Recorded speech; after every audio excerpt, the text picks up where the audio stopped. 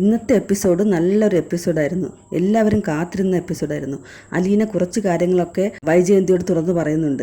അലീന കൈതക്കൽ മാളിക വീട്ടിലെത്തിയതിന് ശേഷം മനുവിനോട് യാത്ര പറഞ്ഞു.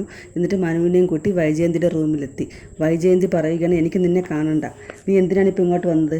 ഞാൻ പോവുകയാണ്, ഞാൻ യാത്ര പറയാൻ വന്നതാണ്. നീ എൻ്റെ കുടുംബം തകർത്തവളാണ്. നീ കാരണമാണ് ഞാൻ ഇത്രയും അപമാനിക്കപ്പെട്ടത്. എല്ലാ തെറ്റും ഞാൻ സമ്മതിച്ചല്ലോ. ക്ഷമ യാചിക്കാൻ വേണ്ടിയാണ് ഞാൻ വന്നത്. തെറ്റ് മനസ്സിലാക്കി ഞാൻ തിരിച്ചു പോവുകയാണ്. എന്നോട് ക്ഷമിക്കണം. നിന്നോട് ഞാൻ ഒരിക്കലും ക്ഷമിക്കില്ല. നീ ഒരു കാലത്തും ഗതി പിടിക്കില്ല. നീ അനുഭവിക്കും.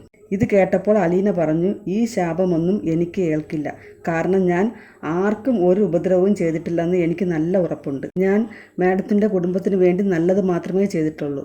ഇപ്പോൾ അവിടെ എല്ലാം നല്ല രീതിയിൽ പോവുകയാണ്. മാഡം ഒരിക്കലും തിരിച്ചു വന്നിട്ട് അച്ഛനെ പ്രകോപിപ്പിക്കരുത്. ഇത് കേട്ട് വൈജയന്തിക്ക് ദേഷ്യം വന്നു.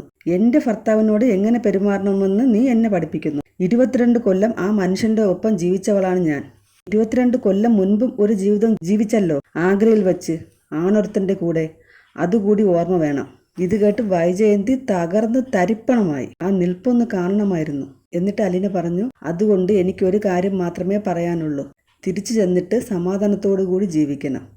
പഴയ അഹങ്കാരവും കാണിച്ചുകൊണ്ട് അച്ഛൻ്റെ അടുത്ത് ചെല്ലരുത്. അച്ഛൻ പറയുന്ന വാക്കുകൾക്ക് വലിയ വില കൊടുക്കണം. മക്കൾ പറഞ്ഞതനുസരിച്ച് ജീവിക്കണം. വൈജയന്തി ഒന്നും മിണ്ടാനാകാതെ എന്തു ചെയ്യണമെന്നറിയാതെ നിൽക്കുകയാണ്. നാളത്തെ പ്രമോ കാണിക്കുന്നുണ്ട്. അലീന പറയുന്നു, മാഡം എനിക്ക് എൻ്റെ അമ്മയെപ്പോലെയായിരുന്നു. ഞാൻ അങ്ങനെയേ മാഡത്തെ കണ്ടിട്ടുള്ളൂ.